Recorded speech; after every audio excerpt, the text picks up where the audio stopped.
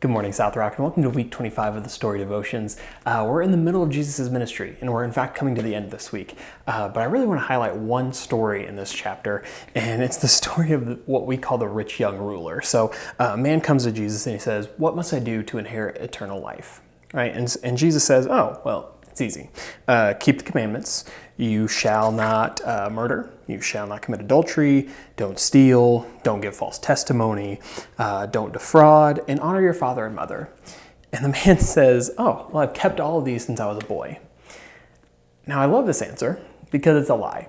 Of course it's a lie. Everybody has done one of these things, right? False testimony is basically lying, and he just lied. So he's lying. People lie.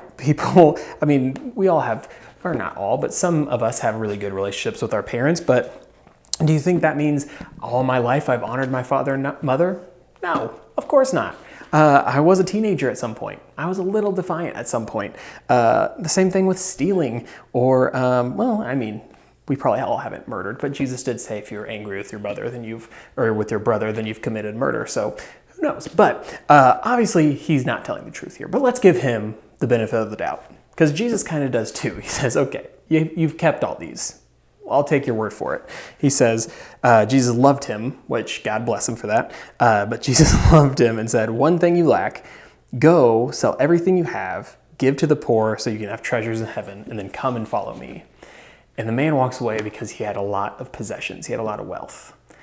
And I like this story, not because this poor man had to not follow Jesus and who knows what he did with the rest of his life, but it's telling for us. We can think we're doing really well, right? We can follow the Bible, we can read the Bible, we can pray, we can just try to be the best Christ followers we can, but there can always be one thing in the way. Sometimes we allow ourselves, we go, I'm pretty good, allow me this one sin. Or sometimes we're not even aware that there's a sin that's kind of hanging over our heads, keeping us from truly coming and following Christ as he's commanded. And so this week, this challenge, what I want to give to you and have you think through in this devotion is, what is that one thing in your life? If you know what it is, I want you to ruminate on it. And if you're not sure if you have something or maybe it's just not clear to you, pray. Say, "Jesus, I think I'm doing pretty good here. But what is the one thing? One thing I lack. And what is it, and how can I improve myself to get past that?" And if you know what it is, pray again. "Jesus, how do I get past this so I can come and follow you better, follow you more clearly? Don't make me like the rich young ruler who doesn't want to give up that one thing, but soften my heart so I'm more willing to give it up and come follow you ecstatically." So I believe that is all I have this week. So until next time, we'll see you.